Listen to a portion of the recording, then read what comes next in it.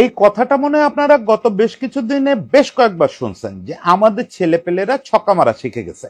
আমি নিজেই এর মাঝে মজা করে বলতেছিলাম যে আমরা যখন ক্রিকেট খেলা দেখা শুরু করি তখন বাংলাদেশের কোনো খেলোয়াড় ছক্কা মারলে সেটা নিয়ে রীতিমতো আমরা আলোচনা করতাম যে জানিস অমুক আজকে ছক্কা মারছে। একটা মজার কথা বলতেছিলাম যে প্রথম আলোতে একবার, প্রথম আলোর এখন যিনি ক্রীড়া সম্পাদক মনিবাই একটা লেখা লিখছিলেন যে প্র্যাকটিসে আমাদের একজন ব্যাটসম্যান 3টা ছক্কা মারছে বলে। মানে ছক্কা জিনিসটা এত দুর্লভ ছিল। একটা সময় তো আমাদের কোনো ব্যাটসম্যান তুলে মারলে, জোরে মারলে চোখ বুজে পড়তাম যে নিশ্চিত বাউন্ডারি লাইনে ধরা পড়বে। সেই দৃশ্যটা অনেক বদলায় গেছে, অনেক বদলায় গেছে গত 2 বছরে। গত 2 বছরে চিত্রটা এমন হয়েছে যে বাংলাদেশের ব্যাটসম্যানরা উইকেটে থাকবে মানে ছক্কার পরে ছক্কা হতে থাকবে। সেটা কতটা বদলেছে? এটা কি আমাদের কেবল ধারণা, ইলিউশন, নাকি সত্যি সত্যি?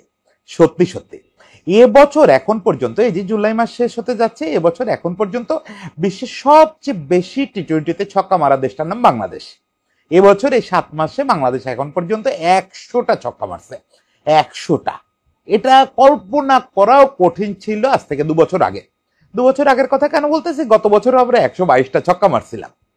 এই যে প্রবল ছক্কা মারার একটা স্রোত তৈরি হয়েছে, আমাদের ছেলেপেলেরা একদম ওপেনার থেকে শুরু করে 11 নম্বর পর্যন্ত নির্ভয়ে ডরহীন ভাবে ছক্কা মেরে যাচ্ছে। এটা কিভাবে হয়েছে? এটা কি হঠাৎ করে আকাশ থেকে পড়ছে? এর পেছনে একটা মেকানিজম আছে। সেই মেকানিজমটা যে বা যারা পরিচালনা করেন তার ভিতরে সবচেয়ে গুরুত্বপূর্ণ ফিগার হচ্ছে আমাদের কোচ সোহেল ইসলাম, যিনি আমাদের মূলত জাতীয় দলের বাইরে সমস্ত খেলোয়াড়কে দেখাশোনা করেন, জাতীয় দলকেও তৈরি রাখেন বিভিন্ন সিরিজের জন্য। এই সোহেল ভাইয়ের সঙ্গে আমি আজকে এটা নিয়ে একটু কথা বলছি, তার কাছ থেকে বোঝার চেষ্টা করছি যে তারা আসলে কি করছেন এই খেলোয়াড়দের নিয়ে, যাতে এরা এরকম স্বাধীনভাবে ছক্কা মারতেছে। তার কাছ থেকে যেটুকু বুঝছি সেটুকু একটু আজকে আপনাদের বলি। দেখেন, প্রথমে একটু পরিসংখ্যান, পরিসংখ্যান জিনিসটা আমার একদম পছন্দ না, কারণ মনে রাখতে পারি না। মনে রাখতে না পারলে সে লোকের পরিসংখ্যান পছন্দ হয়? তারপরে একটু পরিসংখ্যান দিয়ে, সামান্য একটু দিয়ে আমি একটু বলি যে আমরা আসলে কত বেশি ছক্কা এখন মারতেছি এই 2 বছর। একটা জিনিস বলে যে এবছর তো যেটা শুরুতেই বললাম, এবছর আমরা অলরেডি 100 ছক্কা মেরে ফেলছি এবং সেটা বিশ্বের সর্বোচ্চ। এখন এই বিশ্বের সর্বোচ্চ নাম্বার অফ 6 দিয়ে সবসময় সঠিক চিত্র বোঝা যায় না, আর সব দল তো একই পরিমাণে ম্যাচ খেলে না। কেউ আছে এবছর এখন পর্যন্ত মাত্র 5টা ম্যাচ খেলছে, আমরা 11টা ম্যাচ খেলে ফেলছি। হ্যাঁ, সেক্ষেত্রে সবচেয়ে বেশি ছক্কা মারার রেশিওতে আগায় আছে হচ্ছে অস্ট্রেলিয়া। তারা যে কয়টা ম্যাচ খেলছে ইনিংস প্রতি 15টা করে ছক্কা মারছে, ফলে তারা অবিশ্বাস্য একটা অবস্থায় আছে। এরপরে 2 নম্বরে আছে 10টার মতো ছক্কা মেরে ওয়েস্ট ইন্ডিজ। 3 নম্বর দলটা বাংলাদেশ। মানে আপনি যদি ম্যাচটা ভুলে গিয়ে ছক্কা মারার হারও দেখেন যে ম্যাচ প্রতি সবচেয়ে বেশি ছক্কা মারতেছে কারা, সেখানেও আমরা 3 নম্বরে আছি। তো টেস্ট প্লেইং কান্ট্রিগুলোর মধ্যে 3 নম্বরে থাকাটারে আপনি নিশ্চয় কম গর্বের ব্যাপার বলবেন না। আর নাম্বার অফ 6 এর দিক থেকে তো আমরা 1 নম্বরে আছি, সেটা বললামই। এখন গ্লোবাল পার্সপেক্টিভে এবছরের ব্যাপারটা বোঝা গেল, তাহলে একটু বোঝা দরকার যে আমাদের পার্সপেক্টিভে এটা কত বড় ব্যাপার। অনেক অনেক অনেক অনেক বড় ব্যাপার। এই অনেকটা কত বড় অনেক, সেটা বোঝানোর জন্য দুটো তথ্য বলি। 1 নাম্বার হচ্ছে এই 2024 সালের আগে, মানে এটা তো 2025 সালের আগে বাংলাদেশ দল কখনোই 90টা ছক্কাও এক বছরে মারতে পারে নাই। 90টাও না, 100টার কথা ভুলে যান, 90টাও মারতে পারে নাই। সর্বোচ্চ এক বছরে সম্ভবত 83টা ছক্কা মারছিল, তার আগে এক বছরে 77টা ছক্কা মারছিল, এছাড়া কখনো 50টা ছক্কাও মারতে পারে নাই। মানে আমাদের টি-20 বয়স তো হলো 19 বছর। এই 19 বছরের মধ্যে মাত্র 2বার আমরা 50+ ছক্কা মারছি, এই 2024 সালের আগে। আর বাকি যে 15 বছরে, এই 15 বছর আমরা 50টা ছক্কাও মারতে পারি নাই। এখন আপনি বলতে পারেন যে সে সময় বোধহয় আমরা ম্যাচ খুব কম খেলতাম। না, 24টা ম্যাচ খেলে 26টা ছক্কা মারছি এমন বছরও গেছে। 16টা ম্যাচ খেলে 14টা ছক্কা মারছি এরকম বছরও গেছে। বুঝতেই পারতেছেন। আবার আপনি বলবেন যে না, আমরা তখন তো বড় বড় দলের বিপক্ষে খেলছি, এখন তো ছোট ছোট দলের বিপক্ষে খেলি। যদি আপনার শ্রীলঙ্কা পাকিস্তান এদেরকে ছোট মনে হয়, তারপরেও আমি বলে রাখি যে সেই সব সময় আমরা হংকং টংকং এর সঙ্গেও ম্যাচ খেলছি, তারপরেও এত ছক্কা মারতে পারি নাই। যাই হোক, আগের সময়ের কখনো ছোট করে কথা বলতে হয় না। এই তুলনাগুলো করতেছি শুধুমাত্র স্ট্যাটিস্টিক্যাল অর্থে, তাদের কাউরে ছোট করতেছি না। যে আমরা আসলে ছক্কা মারতে শিখে গেছি সেটা স্ট্যাটিস্টিক্যালি প্রুভ করি। আর 2-3টে তথ্য বলি। আরেকটা জিনিস হচ্ছে, আপনি যদি এখন আমাদের এক বছরে সর্বোচ্চ ছক্কা কারা কারা মারছে সেই তালিকাটা দেখেন, তাহলে দেখবেন যে সেই তালিকায় প্রথম 6টা যে নাম, 6 জনই এই কারেন্ট টিমের মেম্বার। মানে এই যে টিমটা 2024 থেকে 25 পর্যন্ত যে টিমটা খেলতেছে, এই কারেন্ট টিমের মেম্বার। এক বছরে সর্বোচ্চ ছক্কা মারা, এর ভিতরে 21টা ছক্কা এক বছরে মারছে 3 জন।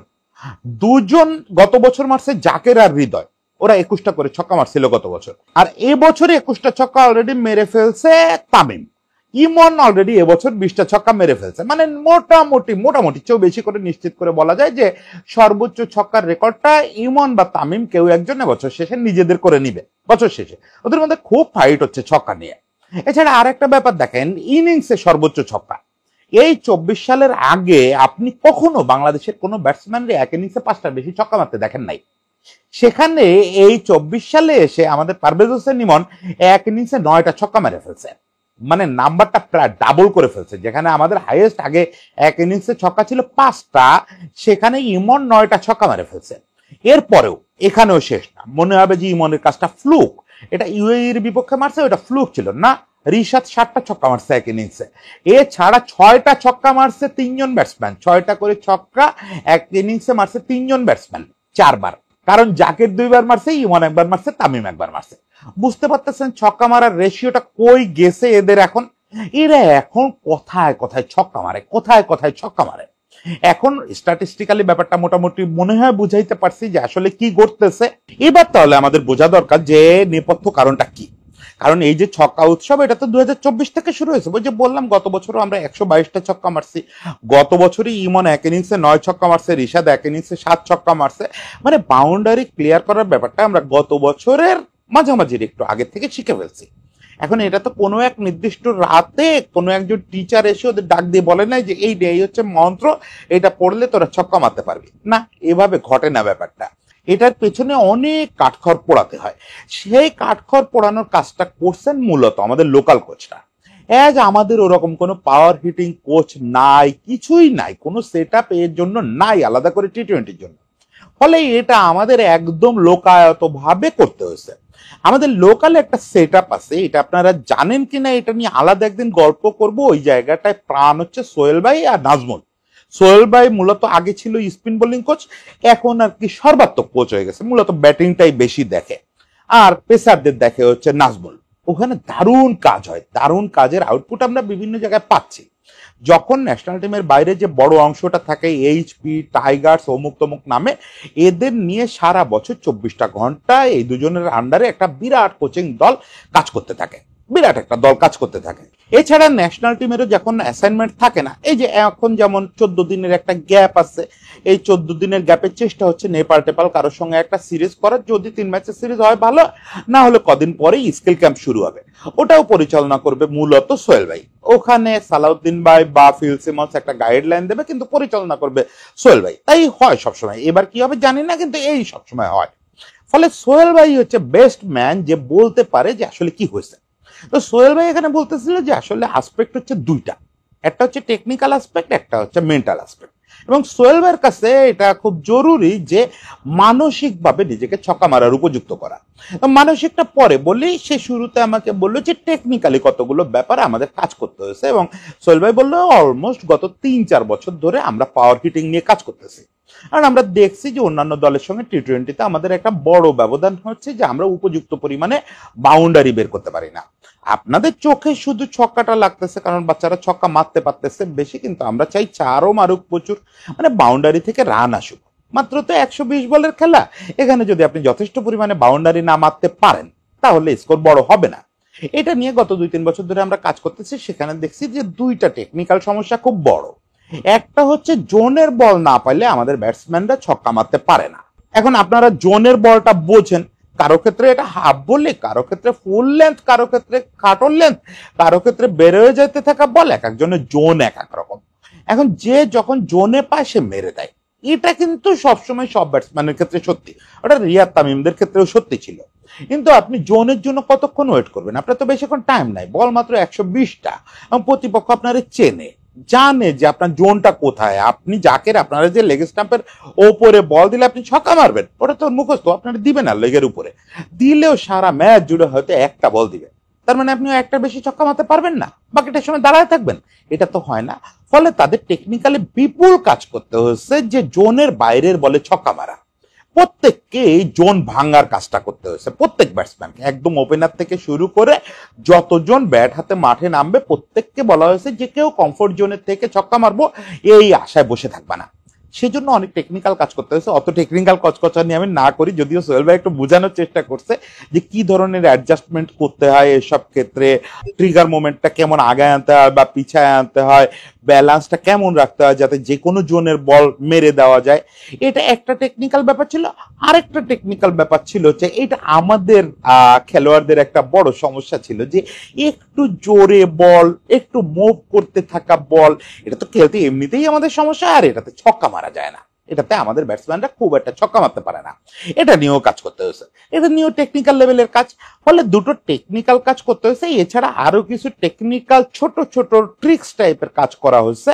যেটা সোহেল ভাই বলতেছিল যে অনেকদিন ধরে আমাদের এখানে গ্রানাইটে একটা হিটিং প্র্যাকটিস করানো হচ্ছে এদেরকে, যাতে ওদের গ্রানাইটে বল পড়ে তো বাড়তি পেসে আসে, বাড়তি মুভ করে, ফলে ওই বলে ছক্কা মারতে পারলে সে যে কোনো বলে পারবে, এ কারণে ওটা করা হয়। এছাড়া সেন্টার উইকেটে রেঞ্জ হিটিং এ জায়গা ঠিক করে দেওয়া হয় প্রত্যেককে, যে তুমি এই জায়গায় মারো, তুমি ওই জায়গায় মারো, গ্যালারির এই জায়গায় পাঠাইতে হবে, বাউন্ডারির ওই পাশ থেকে পাঠাইতে হবে, প্রেস বক্সের উপরে পাঠাইতে হবে, নানা রকম টার্গেট দিয়ে দেওয়া হয়। এগুলো হচ্ছে ট্রিক্স এর ব্যাপার। কিন্তু এইটা দিয়ে কি আসলে সিক্স মেশিন বানানো যায়? না, যায় না। সোহেল ভাই বললো যে এগুলো খুবই সুপারফিশিয়াল ব্যাপার, এগুলো মোটামুটি কোচিং করাইছে জীবনে বা কোচিং করায় নাই, কিন্তু ক্রিকেট খেলা দেখছে যে কোনো লোককে আয়না দিলে সে করে দেবে। তাহলে আমাদের আসল কাজটা কি ছিল? আসল কাজটা সোহেল ভাই বললো যে মেন্টাল ব্যারিয়ারটা ভেঙে দেওয়া। মেন্টাল ব্যারিয়ার ভেঙে দেওয়া যে আমরা ছক্কা মারতে পারি, আমরা ছক্কা মারতে পারি। সে বলতেছিল যে এই তিনটা শব্দে বিশ্বাস আনা, এই তিনটা শব্দে বিশ্বাস আনাটা খুব জরুরি ছিল। কারণ নানা রকম প্রচারণা এবং পূর্বসূরীদের খেলা দেখা, অমুক তমুক সবকিছু মিলায় তারপরে পৃথিবী জুড়ে যারা পাওয়ার হিটিং করে তাদের দৈহিক আকৃতি টাকৃতি দেখে আমাদের খেলোয়াড়দের মধ্যে দীর্ঘকাল ধরে, এটা এই জেনারেশনে না, দীর্ঘকাল ধরে একটা ধারণা যে আমরা আসলে ছক্কা মারার জাতি না, জাতিগতভাবে ছক্কা মারাটা আমাদের কাজ না, আমাদের কাজ টুকটুক করা। এই টুকটুক থেকে বের হয়ে এসে আমরাও ছক্কা মারতে পারি, এই জিনিসটা ঢোকানো একটা বড় কাজ ছিল। ছক্কা তো আগের জেনারেশন গুলো মারছে, সবাই মারছে, কিন্তু যে কোনো সময় যে কোনো পরিস্থিতিতে আমরা ছক্কা মেরে দিতে পারি। এই যে বিশ্বাসটা নিজের প্রতি, ছক্কা মারাটা যে not all about power, not all about your height or muscle, এই ব্যাপারটা তার বিশ্বাস করাইতে হবে। এটার সুইট টাইমিং, এটা সঠিক জায়গায় পাঠাইতে পারা, সঠিক সিদ্ধান্ত নিতে পারা, এগুলোর উপরে নির্ভর করে। সম্পূর্ণ ব্যাপারটা শক্তি না, দেহের শক্তি না। হ্যাঁ, দেহের শক্তি তো বাড়াতেই হবে, সেই জন্য তাদের নানা রকম ট্রেনিং করানো হয়, কিন্তু দেহের শক্তি দিয়েও তো আপনি নিকোলাস পুরানের সঙ্গে ফাইট করতে পারবেন না। তাহলে নিকোলাস পুরান যা করে ওইটা কি পুরো শক্তি দিয়ে করে? না, ওদেরকে এটা কনভিন্স করা লাগছে যে এটা আসলে মনের ব্যাপার, তোমার বিশ্বাস করার ব্যাপার, যে আমিও পুরাণের মতো পারি। পুরাণ যেমন যে কোনো সময় যে কোনো জায়গায় দাঁড়ায় ছক্কা মারতে পারে, আমিও পারি। এই জিনিসটা প্রথম ইফেক্ট ফেলছে খেলোয়াড়দের মধ্যে, যে তারা একটা বুঝছে যে আমরা পারি। দুই নাম্বার কাজটা কি? দুই নাম্বার কাজ হচ্ছে দায় নিয়ে নেওয়া। এটা সোহেল ভাই একটা দারুণ কথা বলছে, এবং সেই জায়গায় সে বলছে যে দেখেন, আমরা তো রুট লেভেলে মানে টিমের বাইরে এই কাজগুলো করাই, কিন্তু এই কাজটা, এর পরের যে ধাপের কাজটা বলবো মেন্টাল ব্যারিয়ারে, সেই কাজটা কিন্তু মূলত ন্যাশনাল টিমের কোচরাই করে। সেটা সালাউদ্দিন ভাই করে, ফিল সিমন্স করে, ওরা যারা থাকে ওরা করে। সেটা হচ্ছে তুই কর, যা হবে আমি দেখবো। বাক্যটা বুঝছেন না? বাক্যটা হচ্ছে আমাদের খেলোয়াড়দের একটা বড় সবসময় দ্বিধায় ভোগে, ছক্কা মারবো, যদি আউট হয়ে যায়, যদি বাউন্ডারি লাইনে ধরা পড়ি, লোকজন গাইলাবে, ম্যানেজমেন্ট গাইলাবে, ড্রেসিং রুমে ফিরলে সবাই মুখ কালো করে থাকবে, এই সময় তুই মারতে গিয়ে ফিরে আসলি। এমনিতেই এই দৃশ্যের সঙ্গে তো আপনারাও পরিচিত, যে কোনো একটা ব্যাটসম্যান একটা 4 মারলো বা 6 মারলো, পরের বলেই আবার চালাতে গিয়ে যদি আউট হয়ে যায়, তাহলে একদম তার সাপান্ত করা, যে কি দরকার ছিল তোর আবার মারার, এই কেমন ব্যাটসম্যান, কোনো কাণ্ডজ্ঞান নাই, টি-20 কোনো বিবেচনা নাই, লোকজন এটা বলবেই। একটা সময় পর্যন্ত আমাদের ম্যানেজমেন্টেরও এই চিন্তা ছিল, ড্রেসিং রুমে ফিরলেই বকা দেওয়া, এই বলটা দেখে খেলবি না, আরেকটা বল পরেই তো সুযোগ পাইতিস। এই বকা দেওয়ার জায়গা থেকে সরায় আনা, শুধু বকা দেওয়ার জায়গা থেকে সরায় আনা তা না, খেলোয়াড়কে বলা যে তুই মারবি, তোর যখনই মনে হবে, তোর তো কনফিডেন্স আছে, সেটা তো আগেই পাইছিস, তুই জানিস যে তোর শরীরে শক্তি আছে, তুই টেকনিক জানিস যে কিভাবে মারলে বলটা কত দূর যাবে, তো সব কিছু জানা আছে। এখন তুই নিশ্চিন্তে মারা দিবি, কিন্তু প্রত্যেকটা বল তো নিশ্চিন্তে মারলেও কাজ হবে না, একটা দুটো বল তো মিসজাজ হয়ে যাবে।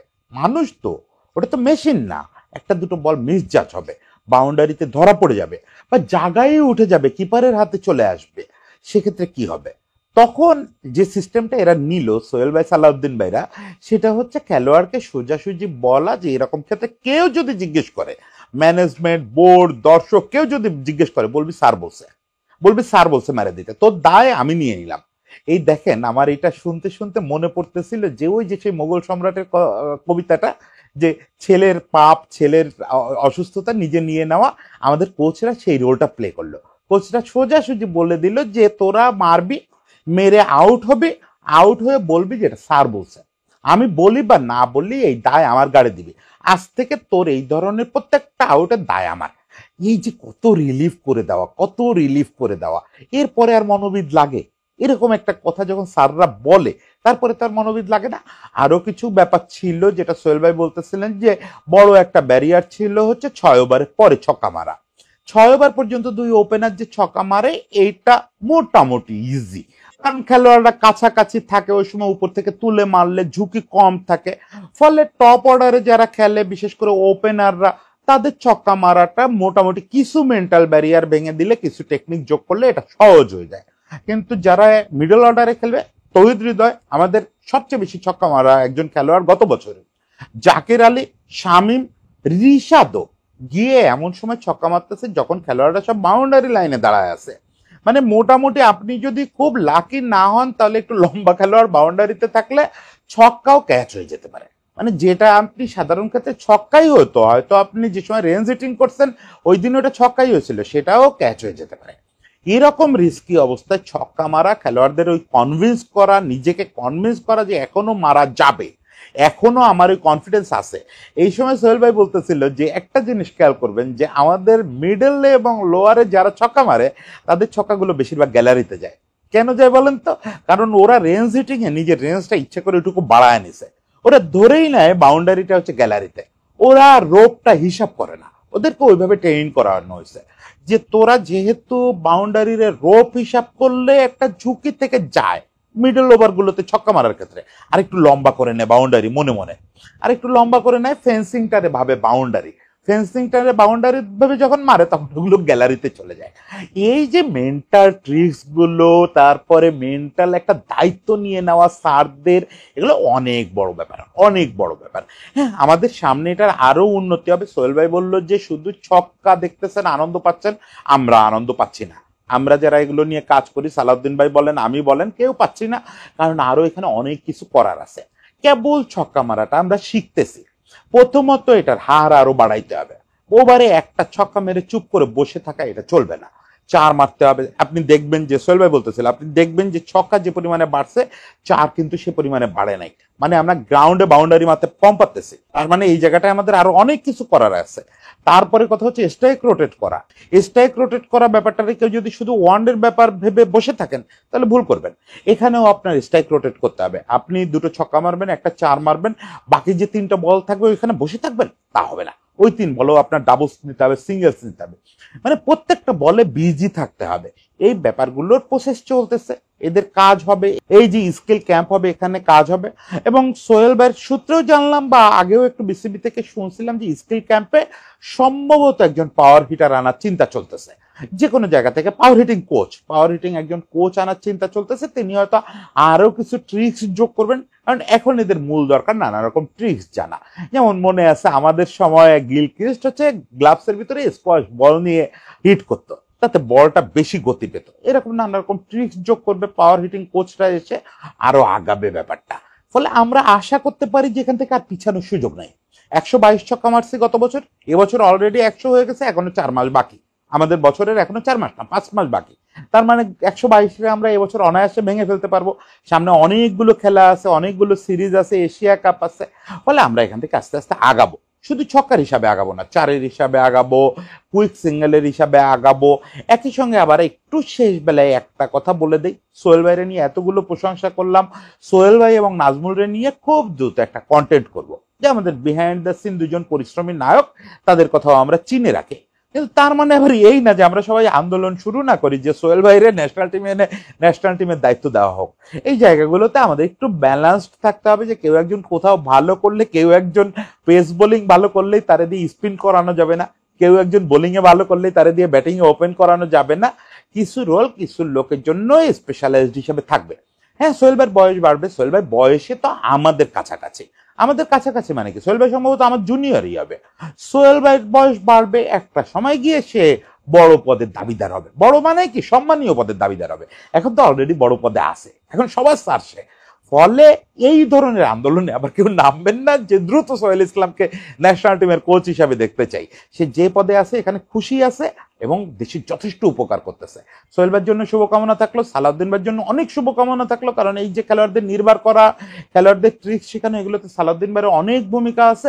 এছাড়া যতজন চেনা, নাম জানা, না জানা, টিমে তো এরা একারা কাজ করে না। আপনি যখন যাবেন একাডেমি মাঠে দেখবেন অনেকে কাজ করতেছে, অনেকে কাজ করতেছে। তার মধ্যে আমাদের সাবেক অনেক জাতীয় ক্রিকেটার আছে যাদেরকে আমরা এখনো ওই পরিমাণে হাইলাইট করতেছি না।